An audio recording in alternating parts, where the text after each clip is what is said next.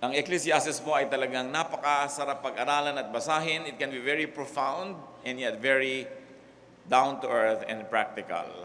It could be very, very high in its approach and yet it is very accessible depending on the maturity and the spirituality and even the intellect of the reader. Kaya ang Ecclesiastes merong ibibigay para sa lahat. As much as you are ready and willing to take wisdom, then there is that wisdom that is for everybody.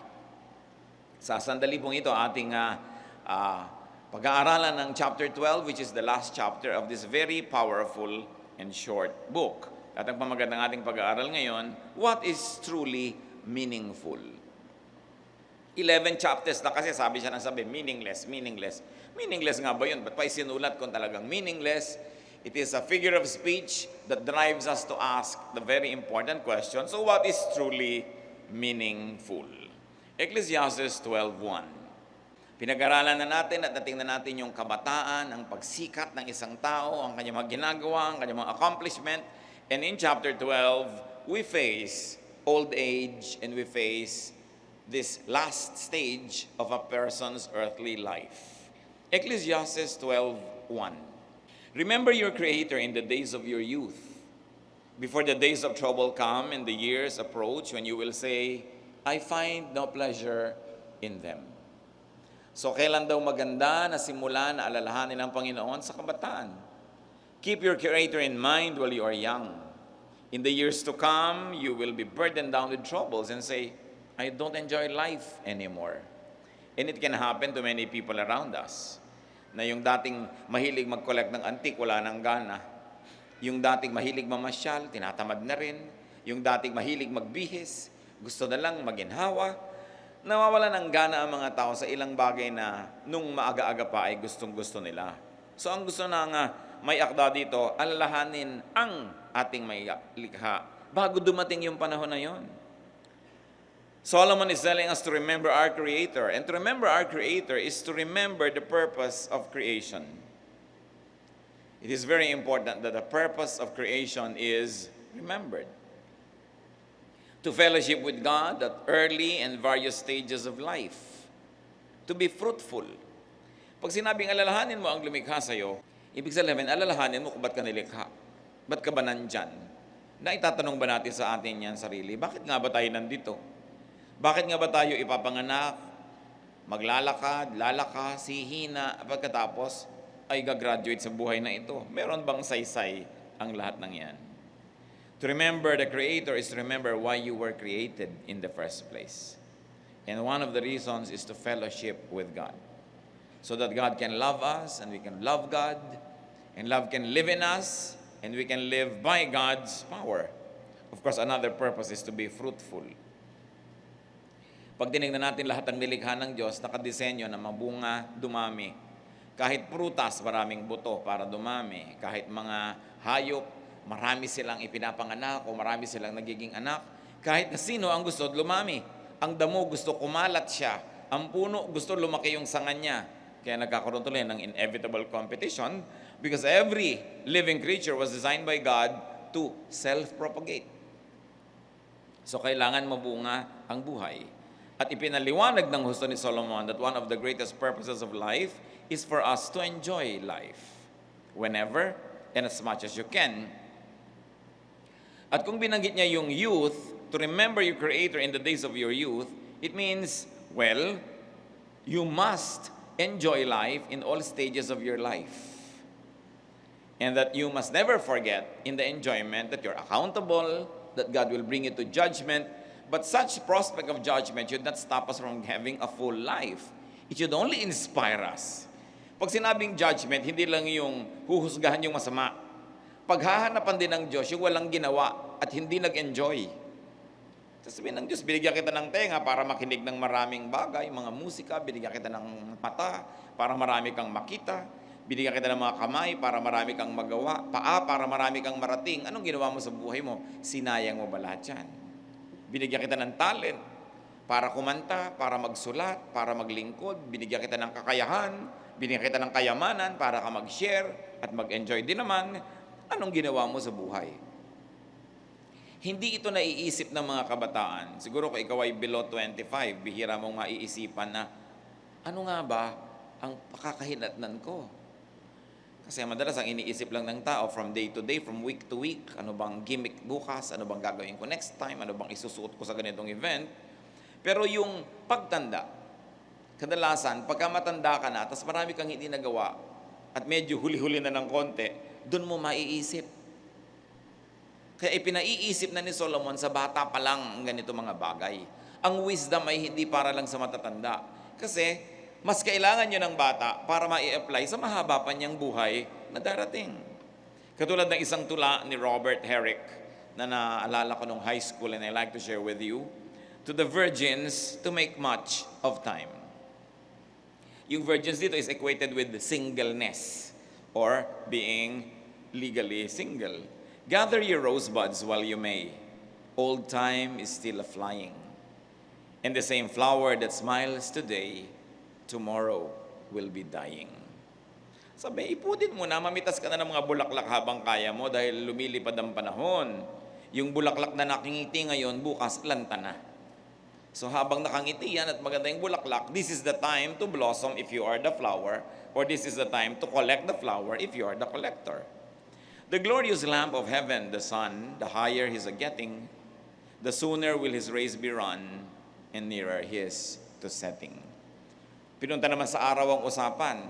Ito daw napakagandang liwanag na ito sa langit, habang papataas, lalo namang lumalapit sa pagbaba. Pataas ng pataas, pero sandaling-sandali lang ang tanghaling tapat. Pagkatapos doon, pababa na siya at papalubog na. Kaya sabi, habang sumisikat ka pa lang, gawin mo ang maraming bagay dahil hindi ka naman matagal na papunta dyan. At hindi mo maiiwasan, ano man ang mangyari, lulubog yung araw na yon. The age is best which is the first, when youth and blood are warmer. But being spent the worst and worst, time still succeed the former. Then be not coy, but use your time, and while you may, go merry, for having lost but once your prime, you may forever tarry. Siyempre, kasama sa tula na to yung sinaunang pananaw tungkol sa pag-aasawa. Sa paglalo ng unang panahon, parang ang paningin ng tao, wala kang masyadong kasiyahan o kabuluhan kung hindi ka nakapag-asawa at napag-iwanan ka ng biyahe. Pero siyempre, ngayon, with people being more mobile and more able to do professions and to be self-sufficient in many ways, meron ng ibang pananaw tungkol doon na meron din namang fulfillment kahit hindi ka nag-asawa. Pero atin dapat na appreciate na talagang majority of the people, when you look at their nature, their emotion, they're designed to have a partner. And life is better off with one. Kaya sinasabi dito, habang maaga, mag-asawa ka na. Kasi pagka naiwan ka ng biyahe, baka mamaya magsisi ka habang panahon. Yun ang payo dito. Bagamat kung medyo lampas na tayo sa deadline, baka dapat para na lang tayo makatulong sa humanidad, bigyan natin ng pagkakataon yung mga bata na, yes, encourage natin sila. Basta huwag lang sobrang bata. Kasi pag sobrang mo nga pinipigil yung bata at lumampas nang hindi man lang nagkaroon ng pag-ibig, pagka tumanda na ng konti, sobrang matalino na ayaw nang umibig. So, ang sinasabi dito nung poet, hindi naman natin dapat lulunin na buong buo yung ideya niya, lalo't kung ayaw nyo dahil hindi naman to Bible, tula lang. Pero ang point, may mga bagay talaga ng pangkabataan. At kaya hindi natin dapat pinipigil ang mga kabataan na maging bata. Kasi sandali lang silang bata. They have all the time to be old. That's why we must permit young people to be youthful and to be happy and to enjoy their youth and their energy. Ecclesiastes 12 verse 2, going back to remembering our Creator, remember your Creator before the sun and the light and the moon and the stars grow dark and the clouds return after the rain. Siyempre, hindi naman didilim yung araw, hindi didilim yung bituin at buwan.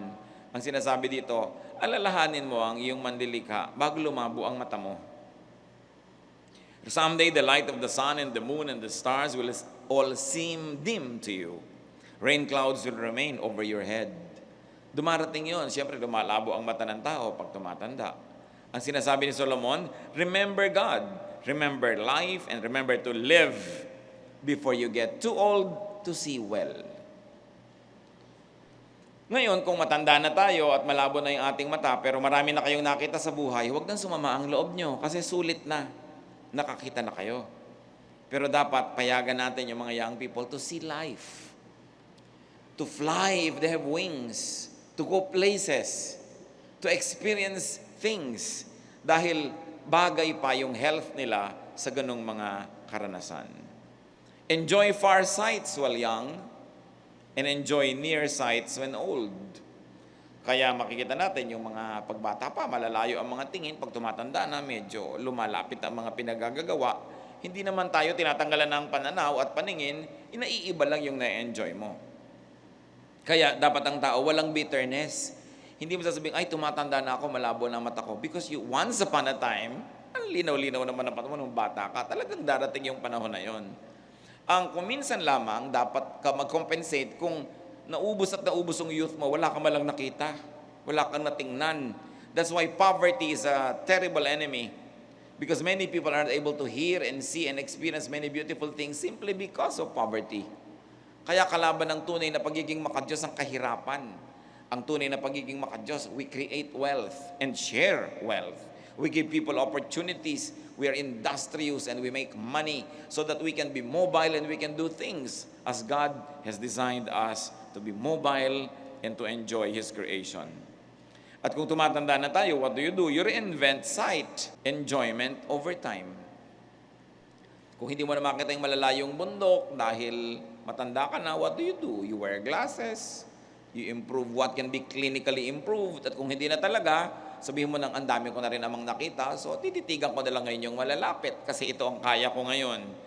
Dapat hindi tayo nabubuhay sa kasasentimiento na hindi ko na nagagawa yun, hindi ko na nagagawa yun. Dahil nagkaroon naman ng pagkakataon na gawin yun. At marami pang ibang nalalabing gawin sa itsura, sa kalagayan, kung ano man ang ating edad sa panahon. So do not fail to appreciate spiritual sight, inner light when old. Ang matatanda kasi mga kapatid, kahit lumalabo yung physical na mata, lumilinaw yung spiritual eyes. Maraming napagkukuro, maraming naiisip. So lalong actually, mas maraming nakikita kahit na nagkakaroon ng limitasyon yung physical eyes. Kasi nakakakita ka ng mga motivation ng tao, naiintindihan mo ang mga tao, mayroon kang wisdom, you're able to connect the dots, to put 1 plus 1, and they say it's 2. Minsan kailangan mo ng ganong pananaw ng katandaan para makakita talaga. Nangyayari pa nga kuminsan na kung habang lumalabo pa yung mata natin, tsaka lang tayo talaga natututong makakita ng katotohanan.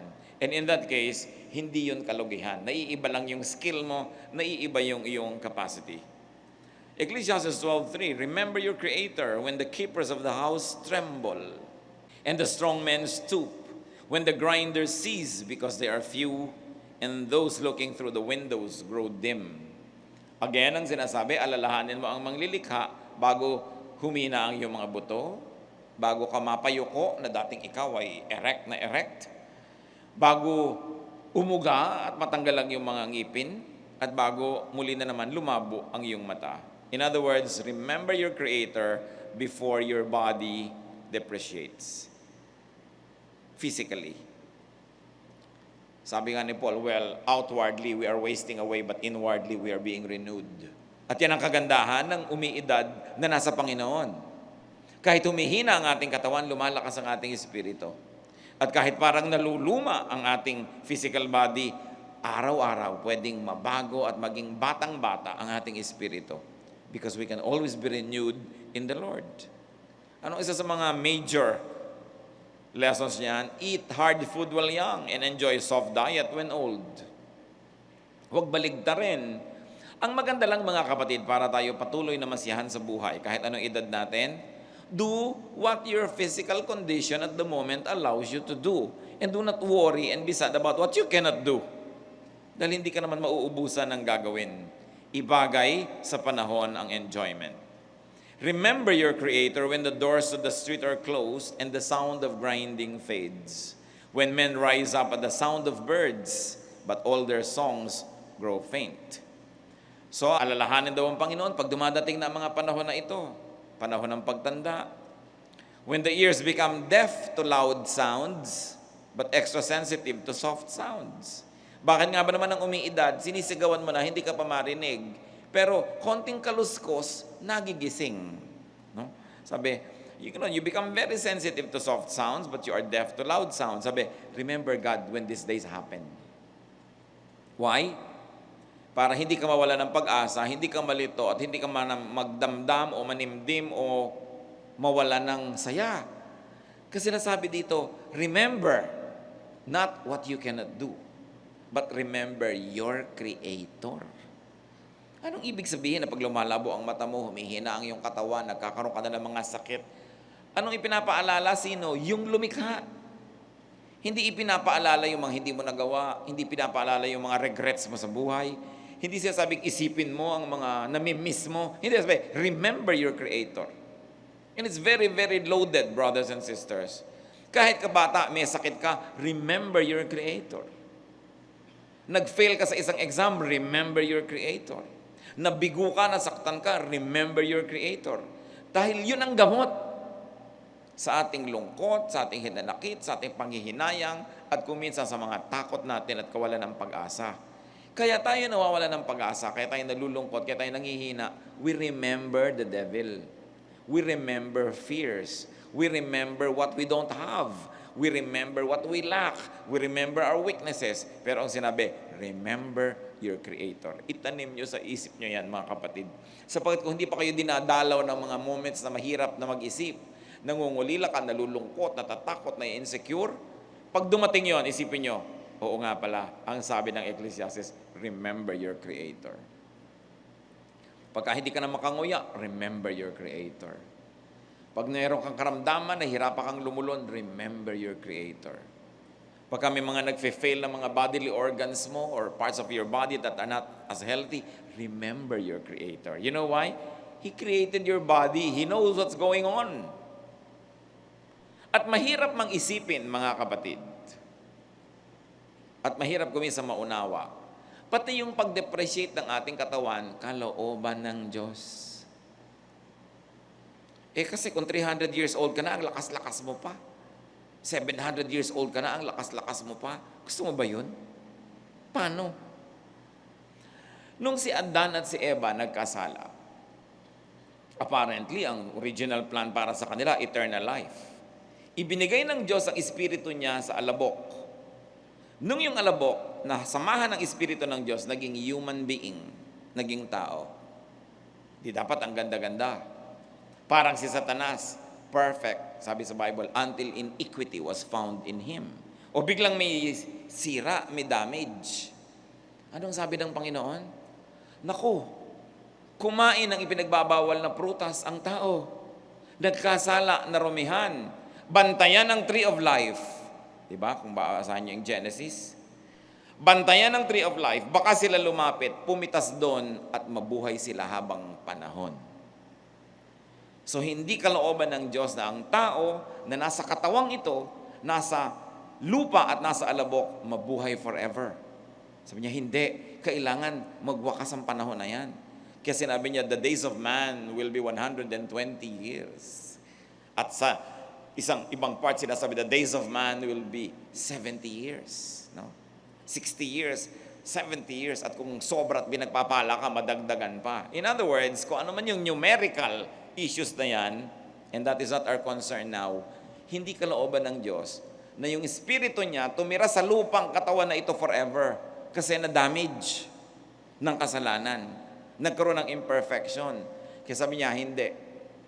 Kaya sinabi sa Ecclesiastes, pagka namatay ang tao, yung katawan niya bumabalik sa lupa at yung kanyang espiritu bumabalik sa Diyos, which is far better than staying in this body forever. Kaya kung minsan, dahil tayo ay nilikha ng Diyos na mahal natin ang buhay, we were wired to love life, hanggat maaari ayaw natin humiwalay sa katawan na ito, gusto natin nandito. Pero ang totoo, ang daming kapintasan, ang daming weaknesses, ang daming hirap dito sa mundo, dito sa ating katawan. Kaya napakalaking kapakinabangan sa mga anak ng Diyos na dumating yung panahon na gagraduate na sila sa buhay na ito into the next. Because those who are in the Lord never die. Only the body goes back to the ground, not the spirit. Not the spirit. Kaya pag dumadating na yung panahon na lumalabo na yung mata ng tao, nagkakasakit na siya, natural. Darating yon kasi ano naman ang magiging paraan para magwakas ang buhay na yun at bumalik ka sa Diyos? So, kanya-kanya lang excuse. Meron pa nagsasabi, bakit naman yung kapitbahay namin, sigarilyo, no? Ang haba ng buhay. So, ibig sabihin, manigarilyo ka na. Meron naman nagsasabi, yung kapitbahay nga namin, diet ng diet, ang ingat-ingat, biglang nabagsakan ng puno, namatay eh. So, iba-iba kasi ang excuse. Excuse lang yun eh, kung paano ka kukuhanin. Ano ang ating binibigyan ng diin dito? Kung tayo ay nalalapit sa ganung panahon, o nanganganib na malapit doon, o na may na-aksidente ka, may sakit ka, o kaya talagang old age tells you na malapit ka nang gumraduate, don't be sad. Don't be depressed. Dahil ang katawan na ito ay bibigay para makawala ang espiritu at bumalik sa Diyos. Kaya sabi sa Bible, where, O death, is your sting? Where, O death, is your victory? Dapat dating alalahanin. Kaya ang sinasabi, pag dumadating ang panghihina ng katawan, remember your Creator. Because your Creator will recreate you. And you will go back to God. Going back to Ecclesiastes 12:5-6, remember your Creator when men are afraid of heights and of dangers in the streets. Kita nyo kung nalalaman nyo kung ang tao ay medyo may edad na, marami nang kinakatakutan sa kalsada. Pag bata, 2:00, 3:00 ng madaling araw, nakakalat pa eh. Pag pinagalitan mo, bakit ginagabi eh? Nagagalit pa rin. Pero pag matanda na, laging, naku, baka may danger, baka may danger, baka may danger. Sign of old age, no? Nagiging very, very cautious ka na. Sabi, remember your Creator when men are afraid of heights and of dangers in the streets. When the almond tree blossoms and the grasshopper drags himself along and desire no longer is stirred. Ang almond tree kasi, mga kapatid, pag nagbo-blossom, puting-puting-puti. So it's just talking about white hair.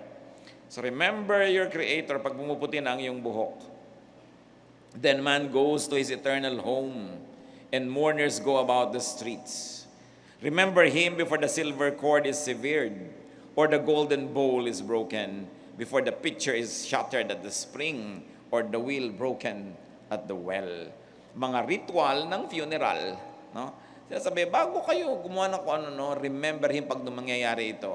Kumisan, nalulungkot ka pag may nakikita kang ililibing, naku, ayoko yatang ganyan, ayoko under the ground, gusto ko at least sa ibabaw para medyo maluwag, maginhawa. Hindi naman ikaw yung inililibing eh, katawan lang. Yung spirito mo wala dun. So hindi ka dapat mag-alala kung saan malalagay yan. Dahil hindi ikaw yon, yun lang yung lupa na kinuha at sinamahan ng espiritu ng Diyos. But nevertheless, Solomon says, remember God in times of caution and white hair, in times of difficulty in walking and moving about. When times happen, then you no longer have passion for many things. Sabi ganon, remember your Creator. Kaya mga kapatid, napakahalaga rin ang ministry to seniors. Kung meron kayong magulang, lolo, lola, tito, tita na medyo may edad na talaga, lumalabo na ang mata, humihina na ang katawan, hindi na makapunta dito, makapunta doon. Lalong-lalot kung wala ng income, walang masyadong pera, tayo na mga malalakas pa, bilang mga anak ng Diyos, must minister to them. Yan ang tawag sa atin ng Panginoon, to comfort people, to serve the weak. At isa sa mga talagang grabeng weakness, to be old and not to have money and not to have physical strength and then to have illnesses pa. Kaya dapat tayong lalong maawain, mapagmahal, maalalahanin sa ating mga magulang, sa ating mga lolo't lola, kahit hindi natin kamag-anak kung matanda na, pinagbibigyan mo yan. Kaya nga yung mga senior citizens, may mga cities na libre na magsine kayo na magsine. Di ba? Para masulit ang mga ipinapahiram pa sa atin ng panahon ng Panginoon. Kaya kailangan sensitive tayo. At alam nyo, siyempre, ang laging kalaban ng mga matatanda, inip. Naiinip yan, lalo't sila lang ang tao sa bahay. Wala nang inasam, kundi dumating yung mga tao. Na gabing-gabi na magdadating, ang pagod na, kikis lang, magmamano, tapos na. Siyempre, ang matatanda gusto makipagkwentuhan. Gusto niyan, medyo hinihilot-hilot mo yung binti niya, yung mga kanyang batok. Kaya hindi naman kuminsan laging may sakit, nagpapahilot eh. Gusto lang may kasama, may kausap. Kasi kung hindi naman nagpapahilot sa'yo, ayaw mo magstay doon. Kaya, anak, hilutin mo muna ang paa ko. Actually, hindi lang yung nagsasabing, gusto ko lang ikaw kausap. Mga kabataan, pag pinapagalitan kayo ng mga magulang nyo, pag ginagabi kayong umuwi, madalas namimiss lang kasi kayo. Hindi dahil ayaw nila kayong sumaya, ayaw nila kayong magkaroon ng fun. Gusto na nila kayong makita, gusto na nila kayong makakwentuhan. Yung mga kabataan ngayon, nandun nga sa bahay, text naman ng text, hindi mo lang makausap naman tino. O kung hindi naman, may mga laro-laro, may computer, may 5 ka-chat. Kung paano napagsasabay-sabay yun, himala. Pero ang magulang, hindi maisabay. No? Kailangan meron tayo, lalo bata ka pa, meron kang ministry sa matanda. Huwag mong kakalimutan yun at tatanda ka rin. Diba? Ang sinasabi sa Bible, kung ano itinanim mo, aanihin mo. Kaya kailangan mapagmahal ka rin sa matatanda. Dahil darating ang panahon, ikaw naman ang mangangailangan ng pagmamahal na yun. Weather lang yan. No? Kanya-kanya lang yan ang turn. It's your turn if you are young. At kung matanda ka na, it's your turn naman to enjoy the love of those who are young. Para yung pag-graduate natin, of course, I don't like to call death. I always call it graduate. Pag kami nagte-text sa akin, namatay na po si say gumraduate. Ay, gumraduate na po siya. Because that is really graduation. And many will even graduate with honors. No? Yung mga crowns, yung mga rewards ng Panginoon, paano mo matatanggap kung wala ka dun sa kanyang presensya? Gusto nating mabuhay ng mahaba at malusog, pero kung panahon na to go, go. Because you're going to God. You're going to your Maker. Remember your Creator in times of difficulty, in times of sickness, even in times of graduation. Meanwhile, ano ang lesson? Kung bata-bata ka pa, enjoy the passion of the moment. Darating ang panahon, mawawala yung passion. Kaya huwag tayong killjoy, mga kapatid. May mga bata-bata pa, may passion, hayaan nyo sila. Ang hilig-hilig, halimbawa mag-chess, hayaan mo mag-chess. Darating ang panahon, ayaw na rin niya. Ang hilig-hilig niyang gumawa ng ganito, ng ganon, magkutkot ng mga motorsiklo, mag-repair ng kotse, mag-ikebana, mag-origami, kung anong hilig niya, hayaan ninyo. Kasi darating ang panahon, sasawa na rin siya.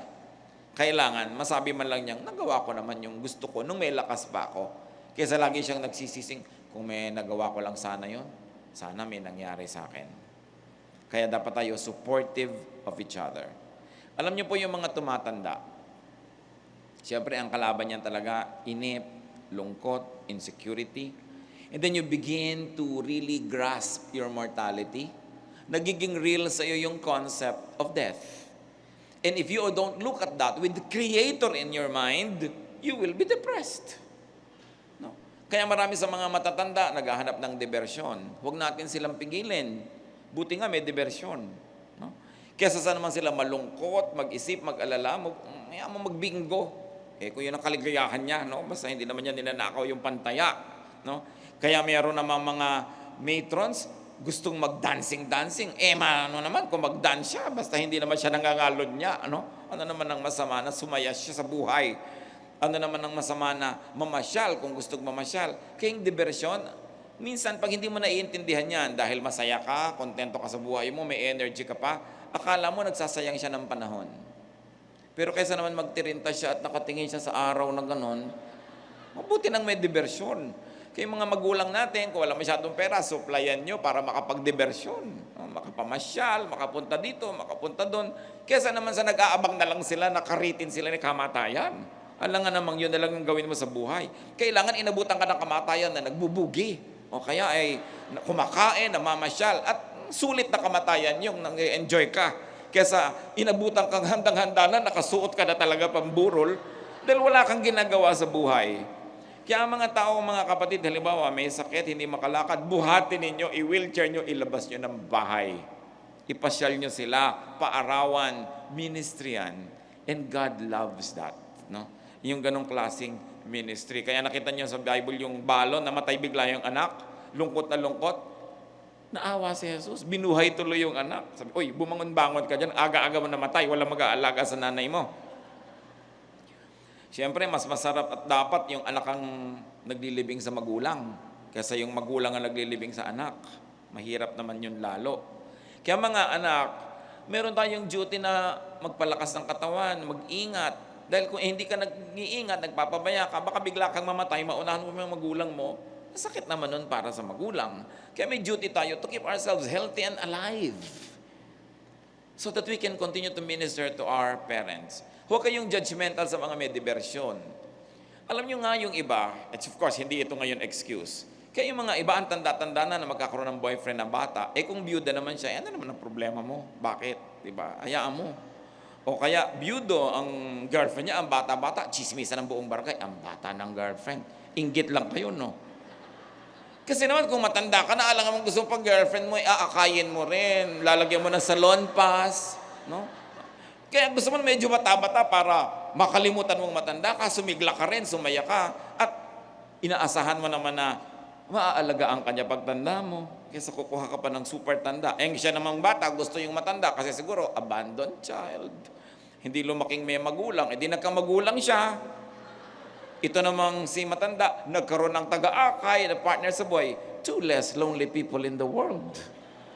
Kaya huwag tayong mga kontrabida sa mga tao nagkakaroon ng kasiyahan. Basta hindi nila ninanakaw yan, hindi sila gumagawa na masama sa kapwa. Lawakan ng paningin. Sapagkat kahit may buhay tayo doon sa kabila, isa lang ang buhay dito, kailangan mag-enjoy ka. Kailangan i-maximize mo yung kasiyahan. Kasi pahiram na panahon ito. And we will account for our days. Sasabihin ni Lord, nag-enjoy ka ba? O binigyan kita ng talent na mag-music, nakapag-music ka ba? Anong ginawa mo sa buhay? Mahalaga yon. Para pag dumarating yung panahon na gagraduate ka na, no regrets. You can say, well, I lived life. I had a life. It wasn't a perfect life, but it was generally a good life. Thank you, Lord, for lending me time on earth. Ang dami kong nakaing pakwan. Ang dami kong napanood na sine. Ang dami kong nalaro ng mga games. Ang dami kong nakain na manok. Salamat. Now I'm ready for the next chapter of my eternal life. Pasalamat sa Diyos dapat ang namumutawi sa ating labi kung tayo babalik na sa Kanya. Hindi hinihila ka na, ayoko pa. Kailangan kasi may panahon ng lahat. Kaya sinabi din na Ecclesiastes chapter 3, for everything there is a season and a time for every matter under heaven. There's a time to be born and a time to die. So while alive, live. When you're going to die, die. Para hindi lagi tayong nag-i-struggle. Now, Ecclesiastes 12:7, remember your Creator when the dust returns to the ground it came from, and the spirit returns to God who gave it. I love this verse.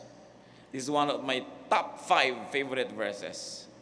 The dust returns to the ground it came from, and the spirit returns to God who gave it. It gives you a very, very beautiful perspective on death. Na yung katawan ko lang ang nagwe-waste away. Katawan ko lang ang mamamatay.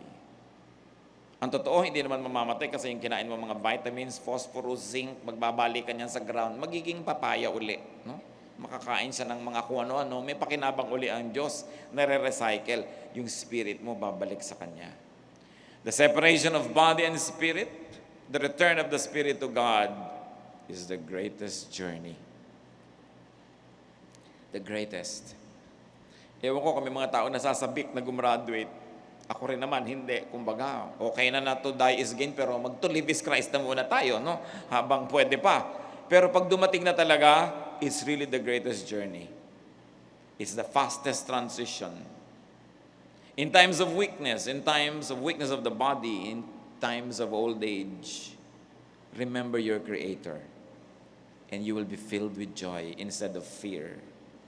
1 Corinthians 15:52, in a flash, in a twinkling of an eye, at the last trumpet, the dead will be raised imperishable, and we will be changed. Napaka-sure, iiba tayo, magbabago. 1 John 3:2, we are children of God, and what we will be has not yet been made known. But we know that when He appears, we shall be like Him, for we shall see Him as He is. Sabi niya, hindi naman natin alam talaga kung ano nga ba detail ng eternal life, ano nga ba itsura natin, paano. Pero merong isang sure, magiging kamukha tayo ni Kristo. Kung ano siya, magiging ganun tayo. Makikita natin siya dahil tayo'y katulad niya. In other words, you will be in the same vibration. You will be able to feel and understand and know and see each other. So remember your Creator, because you will be like Him. Pagka yung katawan mo nasisira ng sakit, remember your Creator, not your body, your Creator, because you will be like Him. When you're wasting away physically, remember that spiritually you can be renewed. Remember your Creator. Ecclesiastes 12:8, meaningless, meaningless, says the teacher. Everything is meaningless. So everything is beyond control and comprehension. So huwag mo nalang kontrolin. Sakyan mo na lang ang buhay. Huwag mo nang uriratin lahat ng hiwaga at misteryo kasi useless yung pagsisikap na yan. Yun ang tinatawag ni Solomon na meaningless. Huwag mo nang laging alamin ang lahat, pagdugtong-dugtungin, maunawaan. Darating ang panahon, malalaman mo yan when you are perfect in the presence of Jesus. Sabi, when the perfect comes, the imperfect will pass away. Our knowledge will pass away, but our spirit will always be with God. Maraming hiwaga, tanggapin mo na lang. Manalig ka na lang sa lahat ng mga pangako ng Diyos, mas tahimik ang iyong buhay. Ecclesiastes 12:9-10.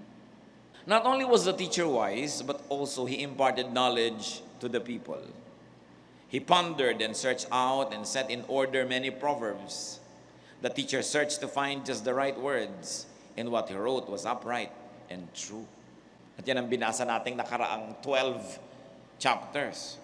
Inipon ni Solomon, inayos, ginandahan para lalong maunawaan natin at para tayo laging magkaroon ng equipping to enjoy life and to anticipate our time with God. So learn from Solomon. Learn Proverbs.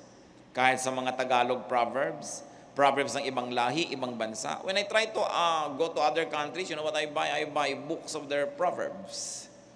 Pero mo yung karunungan ng kanilang mga ninuno, ng mga saling lahi, pinerfect ng practice, sinala ng karanasan, naging proverb. No? Ang dami-daming karunungan sa 2 lines, 2 sentences, sometimes 1 sentence lang, napakasarap pag-aralan. Ecclesiastes 12:11, the words of the wise are like goads, their collected sayings like firmly embedded nails given by one shepherd. So words of wisdom are like the stick of a farmer that he uses to make animals move. These sayings come from God, our only shepherd, and they are like nails that fasten things together. Pag meron kang grasp, understanding of the principles of life, yung magulo umaayos, yung malabo lumilinaw, nagkakaroon ng direksyon ang mga ginagawa mo sa buhay. Sabi ni Solomon, wisdom moves people. Wisdom gives energy and direction. And wisdom unites and strengthens and makes sense out of the elements of life. Ecclesiastes 12:12, towards the end of the book, Solomon warns people. Be warned, my son, of anything in addition to them. Of making many books there is no end, and much study wearies the body. In addition to what? In addition to the Proverbs collected and edited by Solomon. Ecclesiastes. Sabi niya, kung susuriin mo ang laman nito, ito na ang lahat ng kailangan mo para ka magkaroon ng kasangkapan sa pag-unawa ng buhay at pamumuhay. Sabi, huwag mo nang masyadong dagdagan pa, huwag mo nang masyadong hanapan pa ng additional information. Sabi ganoon, yung sobrang pag-aaral, papagod lang sa'yo. My child, I warn you to stay away from any teachings except these. There is no end to books, and too much study will wear you out. Katulad ng Biblia, of course, Ecclesiastes represents the entire biblical collection. Nandyan na lahat. Kumpleto na mula sa beginning ng mundo hanggang sa pagwawakas ng mundo, hanggang sa pagbalik ng Panginoon, hanggang sa pagpunta ng mga mananampalataya sa kalangitan, hanggang sa mga gantimpala sa kabutihan at mga parusa sa kasamaan. Lahat ng kailangan mo sa buhay nandyan na. Sinasabi ni Solomon, in a matter of speaking, if we're going to stretch the application to Ecclesiastes, yung Bible kumpleto na, sumaya ka na, huwag nang kung ano-ano pang hanapin mo sa buhay, maguguluhan ka lang eh. Yan lang ang Biblia, hindi mo pa maubos-ubos pag-aralan kung ano-ano pa idinadagdag-dagdag mo, gumugulo lang. Sabi ko nun, mapapagod ang isip mo, malilito ka lang. Pero pag may sakit ka, anong gagawin mo? Di ba mananalangin ka rin sa Diyos?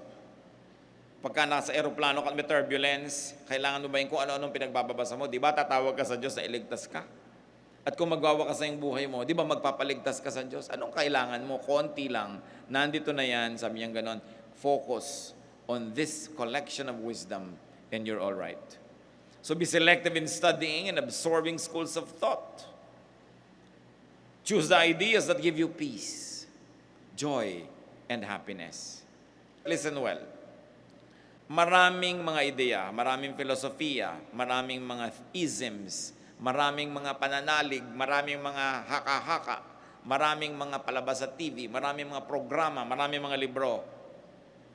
Magtatanong, Pastor, alin pong papakinggan ko? Alin ang aking babasahin? Alin ang aking paniniwalaan? Choose the ideas that give you peace, and joy, and happiness. Bakit ka magsusubscribe sa ideya na nanggugulo? Bakit ka susubscribe sa ideya na nagtatanggal ng kaligayahan mo at na yung pag-asa? Choice din yan eh. Kaya kung anong pininiwalaan mo, yun ang susundan mo. Kung naniwala ka sa isang magulo, di gugulo ka. Kaya kailangan, pinipili mo rin kung kanino ka nakikinig at anong patuloy mong pag-aaralan. Yung sobra din nag-aaral, ang nagiging ending, nalilito.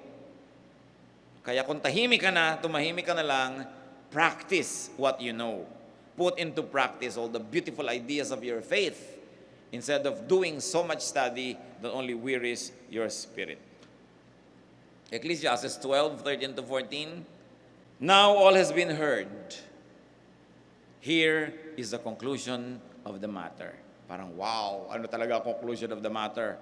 Kasi pinag-aralan na niya lahat. Sabi, eto sasabihin ko, eto lang talaga mahalaga. Fear God and keep His commandments. For this is the whole duty of man. For God will bring every deed into judgment, including every hidden thing, whether it is good or evil. So pinag-aralan na lahat ng dapat pag-aralan, itinanong ang lahat ng dapat itanong. Si Solomon nagtanim, nag-agriculture, nag-architecture, ginawa na niya lahat, Green Revolution. Sabi niya, I denied myself no pleasure. Lahat ng saya, pinasok ko rin. Lahat ng sarap, nilasap ko. Lahat ng babasahin, binasa ko. Lahat ng kapanayamin na marurunong, kinapanayam ko. Ginawa ko lahat. Papunta pa lang kayo, pauwi na ako. At sinasabi ko sa inyo, huwag na lang kayong pumunta. Sayang ang pagod nyo. Ito lang ang mahalaga. Kung nalilito pa kayo kung ano yon, sabi niya, matakot kayo sa Diyos at sumunod kayo sa kanyang mga utos. Ito lang ang tunay na tungkulin ng tao. Bakit? Haharap ka sa Diyos, hindi mo yan maiiwasan at huhusgahan ka. So ano ba talagang mahalaga sa buhay? Sabi niya, maraming mga minor things. Anong o-orderin mo sa restaurant? Mahalaga yun. Pero ang totoo, wala namang kinalaman sa eternal life mo yun. Mahalaga kung saan ka nagpagawa ng bahay dahil may gusto ka siguro ng specifications. Pero ang totoo, mabubuhay ka lang doon ng 20, 30 years, haharap ka rin sa Diyos. Sabi ko noon, maraming bagay, mahalaga, kunwari. Pero ang totoong mahalaga ito, fear God. Keep His commandments. Pag ginawa mo yan, okay ka na. Wala ka nang dapat alalahanin sa buhay. Mayaman ka man mahirap, nanalo ka man o natalo sa karera, nakatira ka man sa taas o sa baba, sa labas o sa loob. Sabi ko noon, eto ang gawin mo, fear God. Everything you were taught can be put into a few words. Respect and obey God. This is what life is all about. Ito ang buhay. Kaya tayo nabubuhay para dito, to obey God. Why? When you obey God, you will be fulfilled. Your talent will be developed. You will plant for yourself and collect for yourself treasures in heaven. You will have peace with people. You will live a healthy physical life. Lahat pag inobey mo yung Diyos, tatama ang buhay mo eh. Dahil lahat naman ng gulo ng buhay natin, dahil hindi natin sinunod yung Diyos. May ibang nasunod. Kung hindi man yung sarili natin kagustuhan, nagpa-impluwensya tayo sa taong masama ang gustong gawin natin, sinunod naman natin, nagkagulo-gulo ang buhay. In every stage of life, child ka, adult ka, youth ka, young adult ka, very senior, fear God. Keep His commandments. Enjoy life. And be ready to return to God. Hindi lahat ng bumabalik sa Diyos matanda. Merong ang bata-bata, tinawag na. Lahat ng uri ng edad, lahat ng uri ng kalakasan o kasakitan, nararanasan ng tao na humarap sa Diyos. Kaya dapat, live as if you're going to face God today. But plan as if you're going to live for 100 years more. Alam nga naman kung maharap ka sa Diyos, hindi ka na magtanim, hindi ka na maghugas ng plato, hindi ka na magtrabaho dahil tatawagin ka niya. Eh kung hindi ka tawagin, edi marumi ang plato mo. So kailangan yung buhay mo, gawin mo, na para bang ang tagal-tagal mo pa mabubuhay, pero yung espiritu mo, yung kaluluwa mo, yung emosyon mo, handa na humarap sa Diyos kahit kailan. Kaya kung may mahal ka sa buhay, sabihan mo ng I love you. Baka mamatay siya mamayang gabi, hindi mo naman sabi, bukas sising-sisi ka tuloy. O baka ikaw yung kunin ng Diyos, hindi mo alam yan. Kung meron kang gustong dalawin na magulang, dalawin mo na dahil baka mamaya maunahan ka ng graduation, iiyak-iyak ka ngayon dahil hindi ka nakapag-alaga. May sakit pala, alagaan mo na. Hindi mo naman alam. Marami, bala ko pa nun, mag-alaga next week. Sumakabilang buhay na ngayon. Ano ngayon ang gagawin mo? Malulungkot ka. Kaya para hindi ka laging nalulungkot, give to people what you owe them. May utang ka, bayaran mo. Dapat ka magbigay, bigyan mo. Kasi kung nalugi ka man sa pagbibigay, mas mahirap man yung nalugi dahil hindi ka nagbigay, tapos nagsisisi ka. Mas mahirap dalhin. Pagaanin mo ang iyong buhay. Maraming mga buhay mabigat kasi hindi natin ginagawa yung mabuti. Kaya tuloy, nagsisisi tayo. Kung may mga kasama tayo ngayon, may pagsisisi dahil hindi kayo nakagawa ng mabuti, tapos sumakabilang buhay na yung tao, kakabawi pa kayo, gumawa pa kayo ng mabuti sa ibang nabubuhay. At makikita naman ng Panginoon yung puso nyo na gusto nyo mag-make up. You know, God is God of second chances. God is God of repentance and forgiveness.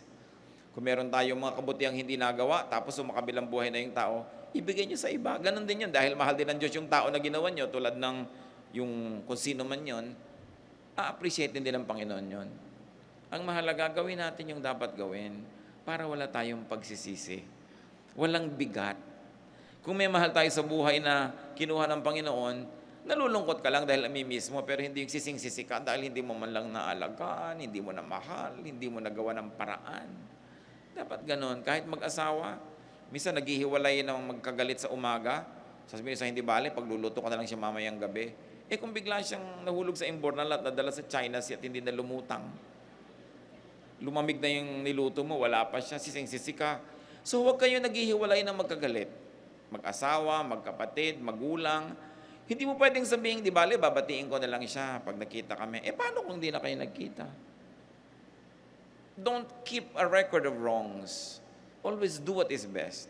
Yung gumagawa ng maganda at mabuti, walang pagsisisihan yun kahit kailan. At mahirap na dalhin yung budhi. Yung sinisisi ka ng budhi mo. May panahon. Huwag niyong i-ignore itong pinag-uusapan natin ngayon sapagkat ang Diyos may mensahe para sa bawat isa sa atin. Kung meron kayo nane-neglect na dapat mahalin, lumipad na kayo mamaya, mahalin nyo na. Diba? Kung meron kayong dapat ibigay, ibigay nyo na. Di ba ling wala kayo, ibinigay nyo naman kasi hawak-hawak nyo, tapos nagsisisi kayo, hindi nyo na ibigay. Hindi nyo rin naman gagamitin. Mabigat pa sa yung kalooban. So in every stage of life, as we have said, fear God, keep God's commandment, enjoy life, and be ready to return to God. Huwag nating agawan ng mga kabataan ang kanilang kabataan, payagan natin silang maging bata. Ngayon, kung kayo naman naagawan na at tumanda na kayo, alang naman maibalik pa yung panahon para tayo maging bata, just make the most of the time you have left. Hindi naman nadadaan sa length of time yan eh. Ang quality of your time, pwede nyong ayusin kahit na hindi mo na-enjoy nung araw, pwede mo pang gawin ngayon, di gawin mo pa. May kilala po ako, 70 years old na, nagbalay pa. Totoo. Siyempre, palakad-lakad na lang siya, pag ganyan-ganyan, hindi na siya nag-graduate eh. Pero, nagbalay. Gusto niya eh. Sabi niya, gusto kong gawin ito. So, may mga pwede pa tayong gawin. Gawin natin para magkaroon tayo ng kasiyahan. But allow people to be children and to be young and to be adults. Young people, allow old people to be old also. Siyempre, pag matatanda na, medyo maalalahanin, medyo makulit yan, medyo lagi ng maraming iniisip, allow them to be old also. Because their whole life has taught them to be like that. Don't deny them the wisdom of old age. So ang mahalaga mga kapatid, that we accept each other, that we tolerate each other, that we accommodate each other. Life is too short to make it miserable for you and for the others around you. Do not rob people of time. Do not rob people of life. Those who were robbed of time, there is so much life ahead with the Lord. Kung talagang walang-wala na kayong chance dito na habulin pa yan, at least ang comfort natin, with the Lord, we will live forever. At sabi doon, the Lord will wipe away every tear. Wala na tayong ikakalungkot, wala na tayong ikakasiya, iba na ang ating nature. Lahat ng utang sa inyo ng mundo, papalitan ng Panginoon. Lahat ng pagkukulang ng mga nagkulang, hihigitan pa at labis-labis na papalitan ng Panginoon. That's why we hope. That's why we have faith. And that's why Jesus died. Para lahat ng ating mga sugat ay mahugasan ng kanyang dugo, ang lahat ng ating mga kulang mapuno ng pag-ibig ng Ama. So in old age, in facing graduation, remember your Creator. And if you are young, all the more that you should remember your Creator. Not your creations, not your fears, not your worries, but your Creator who loves you and who welcomes you in eternity. Salamat, Panginoon, dahil mayroong buhay na walang hanggan. Salamat dahil kami ay nakakalasap ng buhay ngayon dito. At kahit may hirap, napakarami namang saya at sarap din ang buhay. Ituro mo sa amin, Panginoon, na abutin ang mga gusto namin. At kung hindi namin maabot, matuto kaming sumaya doon sa nakakaya naming abutin. Turuan mo kami, Panginoon, na appreciate ang nangyayari sa amin. To love what is here and not to always long for what is not here. Buksan mo ang aming mata para makita namin ang pagpapala mo sa mga bagay, sa mga lugar na kumisan hindi namin inaasahang may pagpapala pala doon. At nawa, Panginoon, palawakin mong isip namin para kami makatulong sa kapwa na sila man yung buhay nila gumaan, sumaya, gumanda. Magbulay-bulay tayo mga kapatid, pag-isip-isipan sa tulong ng Espiritu kung ano ang kalakasan, anong pagpapala nating mapapala dito sa Book of Ecclesiastes. God, as we remain silent in your presence, speak to us individually. Sa mga bagay that we are most involved, speak to us. Strengthen us, empower us, enlighten us. Tapunan mo kami ng iyong liwanag, Panginoon, at makakita kami ng ganda sa buhay, sa lahat ng edad ng buhay, at maging sa pag-graduate sa buhay na ito, ituro mo sa amin ang kagandahan. Thank you, Father. May your peace rest in each one. Let's spend some time in quiet reflection.